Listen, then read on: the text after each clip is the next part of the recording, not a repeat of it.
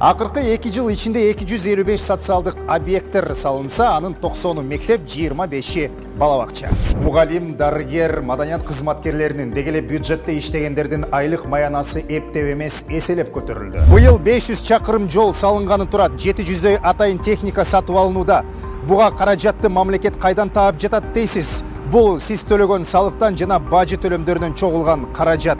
Азыр ошол бажы жыйымдарынын көрсөткүчүнө токтололу. Бул тармактын кирешеси пландан ашыгы менен аткарылып жатат. Өткөн жылы бажыдан 74 миллиард 300 миллион сом чогултулган.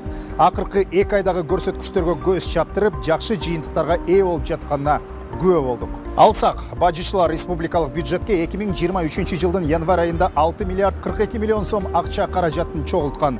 Бул пландан 316 миллион 400 миң сомго ашыкча дегенди түшүндүрөт.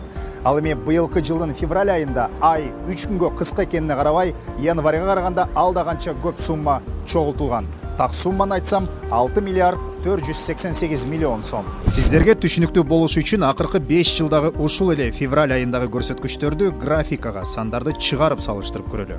2017 жылы 1,9 миллиард сом, 2018 жылы 3,1 миллиард сом, 2019 жылы 2,7 миллиард сом, 2020 жылы 1,8 миллиард сом, 2021 жылы 2,8 миллиард сом, 2022 жылы 4,7 миллиард сом, 2023 жылы 6 миллиард 488 миллион сом. Мынча каражатты буга чейинки жылдары деле чогултса болмок, бирок иштер ойдогудай жасалган эмес.